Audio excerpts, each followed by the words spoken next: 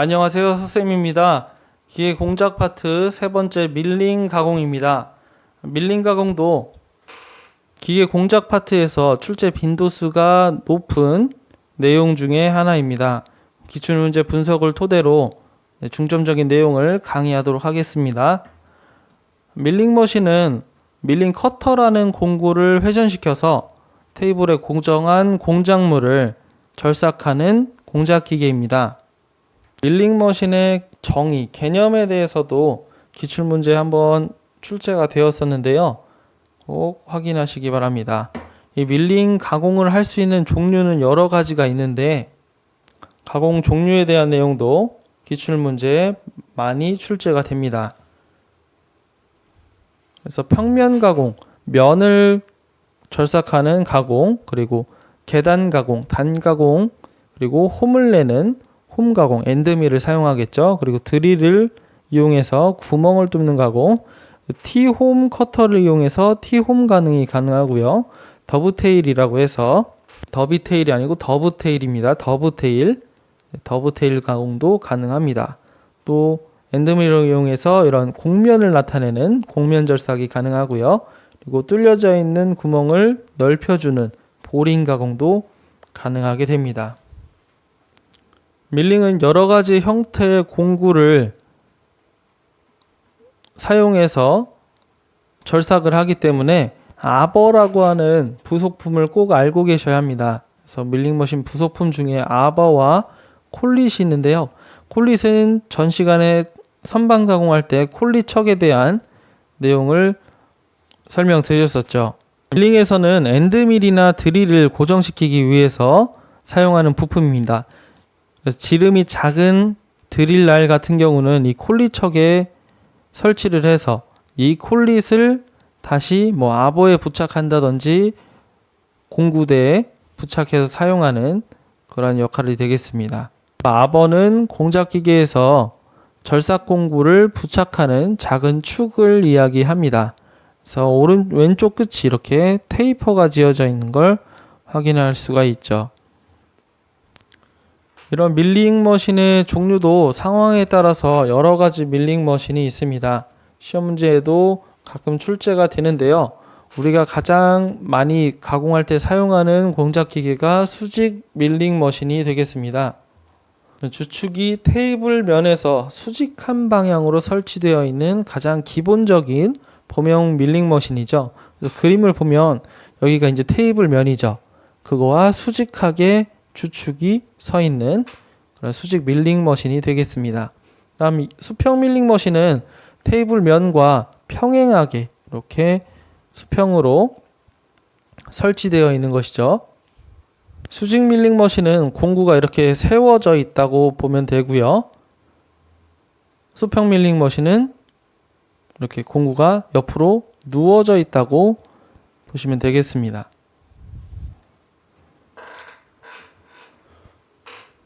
보통 수평 밀링 머신이나 수직 밀링 머신이나 테이블이 좌우로 움직이거나 상하로 움직이거나 전후로 움직이거나 상하로 움직이거나 이렇게 직선 움직임만 가능한데 여기다 회전대를 붙여서 회전도 가능하게 하는 것이 바로 만능 밀링 머신입니다. 기본적으로 수평 밀링 머신과 유사한데 새들 위에 회전대가 있어서 테이블 회전이 가능한 밀링 머신입니다. 그래서 만능 밀링 머신은 분할 때나 절삭장치, 헬리컬 절삭장치를 사용해서 나선홈, 비틀림홈, 헬리컬 기어 등을 가공할 수 있게 되는 그런 밀링 머신이 되겠습니다. 만능 밀링 머신도 실험 문제에 가끔 출제가 되죠. 그리고 플레이너형 밀링 머신, 여기 플레이는 지워주시기 바랍니다. 그래서 대형의 공작물을 중절삭하기 위한 밀링 머신이죠. 플레이너형 밀링 머신은 대형이며 중량이 있는 공작물을 중량 절삭이라고 해서 중절삭하기 위해서 만든 밀링 머신입니다. 그래서 크기도 크고 형태는 플레이너와 유사한 구조를 가지고 있습니다.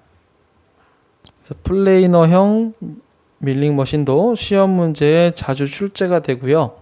같은 말로 플레이너형 밀링 머신을 플레이노 밀러라고도 부르기도 합니다. 이러한 밀링 머신의 구조도 꼭 알고 계셔야 됩니다. 그래서 밀링 머신의 구조는 크게 컬럼, 주축, 니, 새들, 테이블, 그리고 오버암 정도로 구별할 수가 있겠고요. 그 중에서 테이블에 대한 내용이 시험 문제에 자주 출제가 됩니다. 테이블이라고 하면 공작물이 놓여지는 이 테이블을 이야기하죠. 그래서 새들 위에 미끄럼 면을 따라서 좌우 이동을 하는 부분이 바로 테이블이 되겠습니다. 그래서 바이스를 고정하기 위해서 여기 이제 밀링 바이스가 위에 이렇게 놓여지게 되는데요. 밀링 바이스 위에 공작물이 올려지게 되죠. 이 밀링 바이스를 고정하기 위해서 T홈 가공이 되어 있습니다. 테이블은 T홈 가공이 되어 있습니다. 특징을 꼭 알아두시길 바랍니다. 나머지 내용들도 한 번씩 확인해 주시기 바랍니다. 다음 밀링 머신의 크기 표시도 시험 문제 자주 출제가 되죠. 크기 표시는 보통 세 가지로 표시를 하게 됩니다. 테이블이 얼마나 크냐에 따라서 또는 주축대의 중심선에서 테이블 면까지 최대 거리로 표시하는 방법이 있고요. 아니면 테이블의 최대 이동 거리로 표시하는 방법이 있습니다. 그 중에서 테이블의 최대 이동 거리로 표시하는 방법을 가장 많이 사용하고 보통 밀링 머신은 몇 호기냐로 얘기를 하죠. 그래서 0호기 1번, 1호기, 2호기 이렇게 쭉 나가게 되는데요. 그 중에 전후, 앞뒤 거리를 200으로 놓고 50씩 계속 커지죠. 그래서 1번, 1호기의 크기를 꼭 알아두시면 좋겠습니다. 이게 직접적으로 시험 문제에 물어보는 그런 문제 유형도 출제가 됩니다. 그래서 1호기 밀링 머신의 전후 거리, 전후 거리라고 하면 테이블의 전후 이동 거리를 이야기하죠. 그게 이제 200mm다로 이제 보시면 되겠습니다. 다음 밀링 부속 장치입니다. 선반과 같이 밀링도 부속 장치를 이용해서 더 다양한 가공을 가능하게 할 수 있는데요. 기출 문제에 많이 출제가 됩니다. 그래서 처음에 아버를 보여드렸죠. 네, 밀링 커터를 주충에 고정하는 장치고요. 아버에다가 콜릿을 장착할 수 있는 그런 특징이 있었습니다. 그 다음 바이스인데요. 테이블 면 위에다가 공작물을 고정하는 장치죠. 그렇죠? 아버는 커터를 고정하는 장치고 바이스는 공작물을 고정하는 장치가 되겠습니다. 다음 분할대, 이제 이 이후에 분할대 종류에 대해서도 다룰 것인데 테이블 면 위에다가 설치를 해서 등분이나 각도를 분할하는 장치입니다. 공작물을 등분시키거나 각도를 분할하는 장치입니다. 테이블 위에 바이스만 놓는 것이 아니고 바이스를 떼버리고 분할대를 장착할 수도 있겠죠. 그러니까 등분이라고 하면 뭐 피자를 들면 이렇게 가로, 세로, 대각선 이렇게 해서 8등분을 내죠. 이런 등분 작업을 하는데 사용을 하는 것이 바로 분할대입니다. 분할대는 시험 문제에 자주 출제가 되죠. 다음 회전 테이블입니다. 테이블 위에 설치하고요. 공작물의 바깥 부분을 윤곽 가공할 때 또는 간단한 등분을 할 수 있는 분할을 할 수 있는 장치가 회전 테이블입니다. 회전 테이블도 시험 문제 자주 출제가 되고요. 분할대와 구분이 되는 건 회전 테이블은 윤곽 가공도 할 수 있다. 윤곽 가공과 분할이 가능하다 보시면 되겠습니다. 다음 슬로팅 장치. 슬로팅 장치는 주축의 회전 운동을 공구의 직선 왕복 운동으로 변환시키는 장치입니다. 보통 주축은 회전하는 회전 운동을 하는데 이것을 직선, 상하의 운동으로 바꿔주는 그런 변환 장치를 이야기합니다. 그래서 부속 장치도 꼭 알아두시기 바랍니다. 그 밀링 커터의 종류는 한번 읽어보시면 되겠습니다. 가장 많이 사용하는 건 엔드밀이 되겠죠. 그리고 정면 밀링 커터 이 정도가 있겠습니다. 다음 밀링 머신의 가공 조건입니다. 가공 조건은 계산 문제에 대한 내용들이 많이 나오죠. 그래서 공식을 반드시 암기하고 계셔야 합니다. 그래서 절삭 조건부터 보겠습니다. 밀링 커터의 절삭 속도, 원주 속도라고 하는데요. 선반의 절삭 속도하고도 공식이 같죠. V는 1000분의 파이 dn이라고 해서 파이는 3.14가 되겠고, D, 밀링 머신에서 D 값은 커터의 지름입니다. 공구의 지름이죠. 근데 우리가 선반에서의 스몰 D 값은 공작물의 지름이었죠. 그 구분을 꼭 알고 계셔야 됩니다. 다음 N은 커터의 회전 속도 이렇게 되죠. 이 절삭 속도 공식에서 N, 스몰 n으로 정리한 것이 바로 회전 속도 공식이죠. 절삭 속도 공식과 회전 속도 공식 꼭 암기하고 두셔야 됩니다. 절삭 속도와 관련해서 절삭 속도 선정하는 방법도 참고하시길 바랍니다. 거친 절삭에는 절삭 속도를 낮게 하고 이송 속도, 바이트 이송을 크게 하는 것이 적절하고요. 다듬질 절삭, 면을 깔끔하게 하기 위해서는 절삭 속도를 높이고 이송 속도를 줄이는 절삭 속도 선정 방법도 기출문제에 출제가 되죠. 그 다음 이송 속도 구하는 공식, 얘는 많이 출제가 됩니다. 그래서 이송 속도 구하는 공식이 있는데요.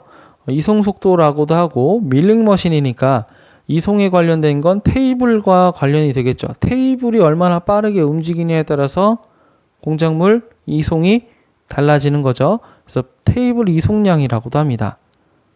그래서 F는 스몰 f 곱하기 z 곱하기 n 이렇게 표시가 되는데요. 여기서 스몰 f는 커터 날 한 개당 이송량입니다. 정면 밀링 커터 같은 경우에는 커터 날이 여러 개 붙어 있죠. 엔드밀 같은 경우도 엔드밀도 두 날 엔드밀, 네 날 엔드밀 이렇게 날의 개수가 정해져 있습니다. 그래서 커터 날의 개수, 날당 이송량이 중요하고요.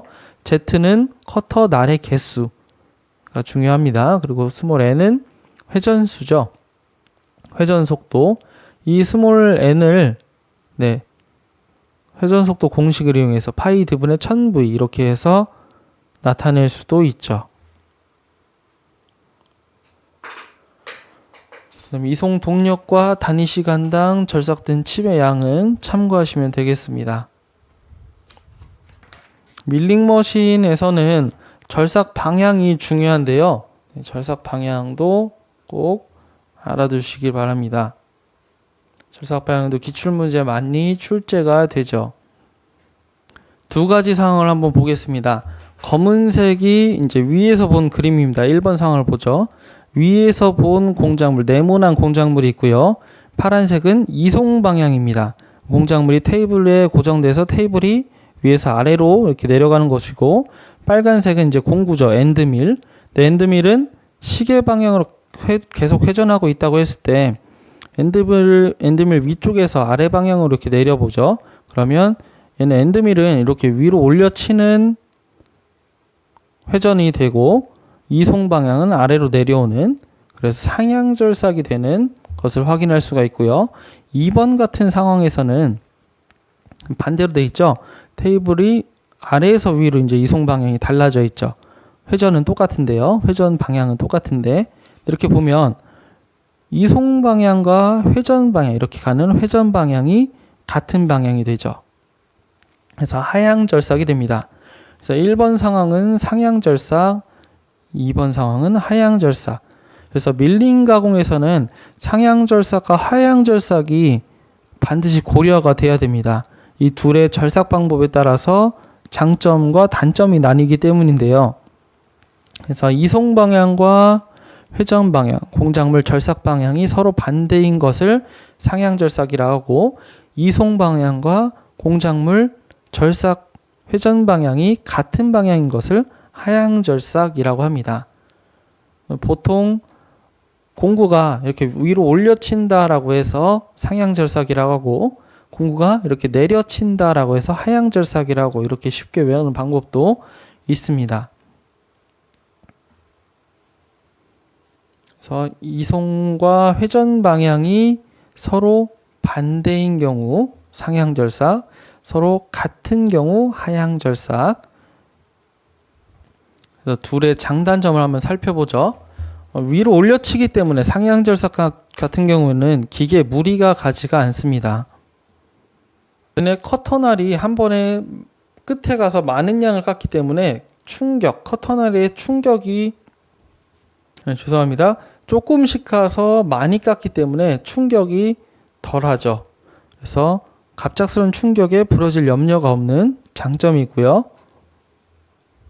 그리고 가장 큰 특징, 이송 방향이 반대이므로 백래시가 제거됩니다. 백래시는 나사 사이의 뒤틈을 이야기하는데요. 백래시가 존재한다는 건 정밀도의 차이가 생긴다는 것을 이야기하므로 상향절삭은 백래시가 제거된다는 이 특징이 가장 큰 특징입니다. 꼭 암기해 두시길 바랍니다. 대신 공작물의 고정이 불리하겠죠. 위로 올려치기 때문에 공작물이 아무리 세게 잡고 있는다고 해도 이렇게 올려지는 그러한 힘을 받을 수가 있기 때문에 고정이 불리하다는 단점. 갑작스러운 충격에는 부러질 염려가 없는데 마멸이 크겠죠. 조그맣게 하다가 나중에는 많은 양의 칩을 깎게 되잖아요. 그래서 수명이 짧아지는 단점이 있습니다. 동력의 소비가 크고 가공면이 거친 특징이 있습니다. 하향절삭은 공작물을 누르는 힘이 작용하기 때문에 공작물 고정이 유리하죠. 상향절삭보다 공작물 고정이 유리하고요. 그리고 날 끝에 마멸이 적습니다. 그래서 밀링 커터 수명은 길어집니다. 절삭 동력 소비가 적어지고 가공면이 깨끗하다. 상향절삭의 반대적인 성격을 갖고 있죠. 대신에 충격으로 인해서 기계에 손상을 주기 쉽다. 한 번에 갑작스럽게 많은 양의 절삭이 이루어지기 때문에 이 충격이 또 아래로 내려가는 힘이 또 영향을 받아요. 그래서 기계에 충격을 줄 수 있는 그러한 단점이 있습니다. 그리고 백래시 제거 장치가 필요하다. 이송 방향과 회전 방향이 같기 때문에 나사 사이의 뒤틈을 제거해 주기가 상당히 불리합니다. 그래서 장치를 이용해서 백래시 제거 장치라는 것을 이용해서 반드시 백래시를 제거해 줘야 하는 그런 단점이 있습니다. 상향절삭은 칩이 이렇게 밖으로 비산해서 튀어가기 때문에 칩이 쌓일 염려가 좀 덜한데, 하향절삭은 깎인 다음에 칩이 이 면에 계속 남아 있겠죠. 그래서 커터날 끝에 칩이 끼는 그런 단점도 발생하게 됩니다. 그래서 백래시 제거 장치에 대한 특징 꼭 알고 계시면 되겠습니다. 추가로 백래시 제거 장치를 어느 곳에 설치하느냐의 문제도 나오게 되는데요. 백래시 제거 장치는 테이블에 이송나사라는 게 있습니다. 거기에 이제 부착하게 됩니다. 또 추가적으로 알고 계시면 되겠습니다. 밀링 머신의 절삭 방법, 특별한 절삭 방법에 대해서 이제 다루겠는데요. 가장 큰 내용을 차지하는 게 이제 분할 가공이죠. 분할 가공은 매우 중요합니다. 분할 방법은 보통 3-4가지 정도가 있는데, 직접 분할법, 그리고 단식 분할법, 차동 분할법, 하나 더 추가해서 각도 분할법, 이렇게 4가지 정도가 있습니다. 분할법은 밀링 가공할 때 다각형을 등분 가공하는데 사용하는 방법이고요. 직접 분할법부터 한번 보죠. 직접 분할법은 분할판에 24개의 구멍이 뚫려 있습니다. 그래서 24의 약수, 24, 12, 8, 6, 4, 3, 2 등분이 가능한 그러한 방법이 직접 분할법입니다. 그래서 24의 약수만 분할이 가능하기 때문에 이 공식을 따르게 되죠. n은 x분의 24라고 해서 분할수가 n은 분할수가 되겠고요. x는 직접 분할판에서 이동할 구멍수 이렇게 판별을 합니다. 그래서 뭐 보통 내가 12등분을 하겠다. 예를 들어서 12등분을 하겠다. 그러면 분할수가 12는 x분의 24죠. 그러면 따라서 x는 2가 되겠죠. 그러면 구멍을 두 개마다 한 번 가공할 때 두 개씩 이동시켜서 꽂아야 된다는 이야기입니다. 그리고 이제 39페이지를 보면 분할대라고 하는 이 그림이 있죠. 제가 말씀드린 구멍, 두 개마다의 구멍은 여기 있는 이 분할대의 구멍을 이야기합니다.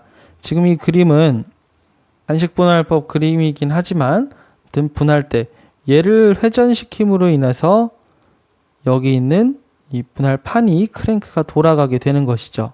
얘를 한 바퀴 돌리면 얘가 뭐 일정한 각도만큼 돌아가게 되는 그런 형태를 갖고 있습니다. 다음은 단식분할법입니다. 단식분할법은 공식이 매우 중요하죠. 시험 문제에 자주 출제되고요. 단식분할법의 구조는 이렇게 되어 있습니다. 단식분할법. 그래서 직접분할법으로 분할이 불가능할 경우에는 단식분할법을 사용하는데요. 우리가 직접분할법은 24의 약수만 분할이 가능한데 단식분할법은 그보다 조금 더 범위가 넓죠. 그래서 여기는 이제 기어들이 되겠고요. 이게 이제 사람이 돌리는 분할판이 되겠습니다. 분할판. 그리고 여기에 척이 이제 고정물이 끼워지게 되겠죠. 그래서 이 공식을 사용하게 되는데요.